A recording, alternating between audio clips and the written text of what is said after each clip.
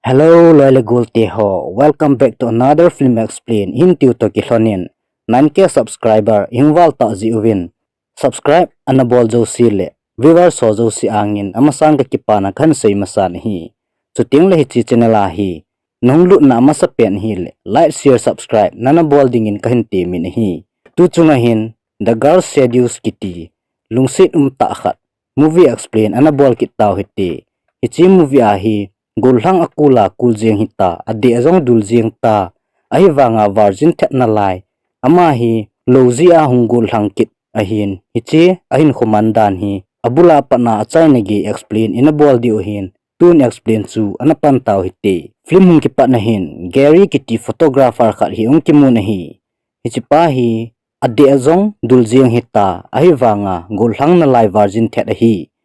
chuting le ama hi nunga koi machan jong kichen pi dinga na deilo aji chu ma hi migen the hi ji a hi nikhat hi ama photoshop machun nunga mel hoi thim ta khat hi hong tan hichi nunga nu chun passport size ki kap ding thu Gary ko machun seitan hichi ji achun Gary in jong hichi nunga nu chu von ki khel ding in avon ho chu apin hi hiti an meinu von ki khel ka la chun Gary chun gu thimin ko na pa na chun parda chu ahin ho do in ana thim vet tan hi ahin la wangsit ta chun hi chi nunga nu chun Gary in a thim vet chuan het phanin alunga hangin Gary chuan kina api in apam lang gezin Gary chu to hongkin hlon tan hi pha chom kha zowahin akoma dukan khat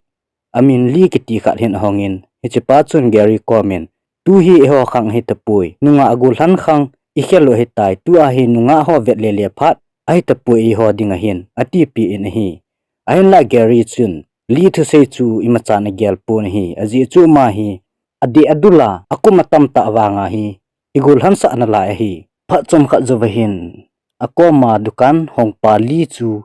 Gary ko mahin hongin Gary bai mun kha na hin club tha kha hongovin hi cha chun nunga tha jong tampi o me ati vin eni jong ga chi a phai lo ham ichimuna chu ichile nunga tha set jong imu hlonding hi chu tin akoma dukan hongpa li chun Gary chu atim ta nahi ichia chun Gary jong aki gelin tu chunga hi ba golden chance akila alo le upai om ta hi atita nahi ichia chun li le Gary jong chu ichi klap ma chun ong hlon tan asung hunglu hlona hin Gary gulpa li ko ma chun nunga mel hoi ta khat hi ong tovin ichi nu min hi Suji kitin hi ichi zana hin Gary in Suji chu sum anapin Suji chu zan khat angi pi ta nahi jingka hung hi ahin Suji in jong Gary ko ma chun tha agul han kit na thei khat lo a ume ati pi in hichi lo chu na ni a hi le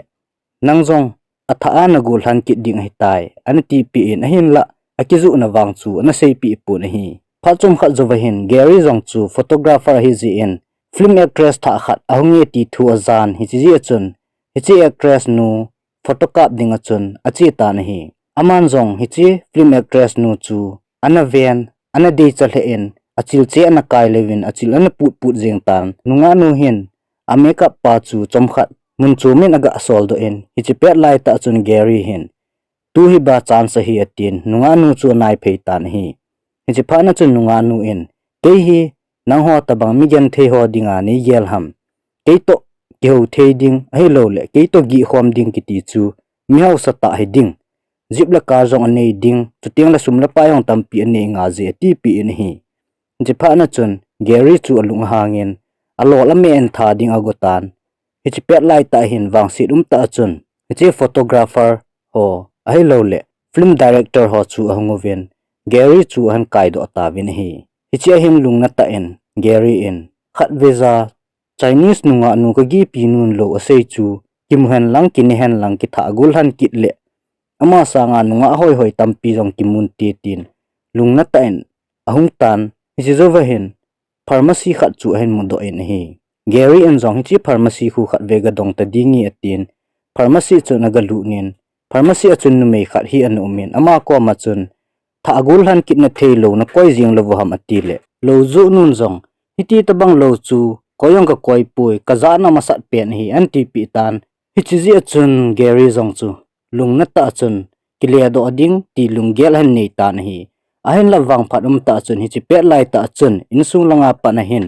numei khat liza kitinu hi ahung do en vo so pipa na lu hol chu keiman ka koje hungin keiman pengi ahin la hi chi lo hi na ni ading na ha ni lo ding hi na ha ne le overdose na thi the hi ati pi in hi chi lo chu ani ada na hilin apita na hi gerin jong hi chi lo chu hen mu pha na chun atha hung nom the en hung ki pa ta na hi aji chu hi chi lo chu ne le tha gollhan ki na hin khu nom ta han man ki the he tai geri jong chu in hung hlung tan in hung thun zo chom khat zo hin lo chu an ne na hi le lo ne zo pha chom khat zo hin ama jong ai mu so be se in hung i mu tan jing khu chu hung wa tan jing ka hin phat ve na chun hung ki ve tan ama jong alung adong hle jing tan gollhang hoi ta mel hoi ta chu hung ki su tan hi hi chi zia chun ama jong atha nom be sen to awang hi kalunggel ka kisu bulit ding tai ati tan hi geri jong chu photographer khat hi ji in nunga mel hoi ta khat actress tha khat ahongin ama lim kap ding chun achi tan hi hichinu min hi mary akitin hi geri jong in sung chu ki phalam ta chun agalu nin hi le photographer ho zo si chun geri chu an ve su ke tawin aji chu geri chu amel jong hoi pen dan an hitai hichizia chun mary in jong photographer ho la adinga chun geri chu han de len khatan geri chu to mary chu kinai cha bangin hung hlonin ong ki ngai do hlon tan hi hiti hin pha chong kha chong chi chi kinin hi le mary le geri hi ki pa le thanum ta chun zapila chun ong ki vop hlon tan mi pi zo sin jong geri le mary chu kilom asa the le on hi ahin la geri hin ke hi geri chu ka hi tin jong milan aki sei do angam ta pun hi aji chu geri ma hon ne het pau chu ti asia hin tu apa wang hi gollhang mel hoi ta hi tai hiti a geri le mary jong party a chi hlon a hin geri hin nunga tha tha hola nunga tha tha to gi ding lup khom ding ti chu alunga agyal le achi pi hi ji chun koi hi tuni tha a ki ve hen lang le phadi hi tam tin ang ki gelin hi hiti a ave le le lai ta hin nunga khat hi achang se a to khat hi mel hoi an san hi ji chun geri in jong hi chinu kom lang chu hen nai pe tan hi hichinu kom hung thun pha na chun ong kyo hlon hi le numeinu in jong amin chu hen seitan hichi numeinu min hi natasha akitin hi natasha ang chu nunga mel hoi ta hin hichi je chun geri chu to ong ki ngai bangin ahung hlonin jan kha se se jong le gi khom ding an ti hlon tan hi hichi jana hin gollhang pa geri jong hi natasha chu to ki pal thanum ta chun ong gi khom hlonin ahin lawang sit ta hin jingka khu wa dikun chakhat ai tan hi chipet lai ta hin geri hi hong khang tan hi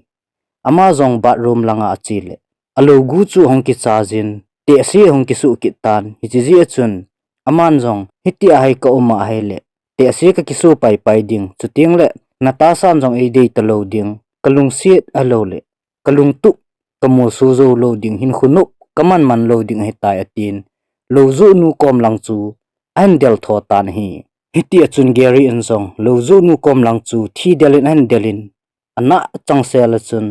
loju nu kom chu ong hlung tan ahin la hi che hin loju nu loji achun geri in loju nu api na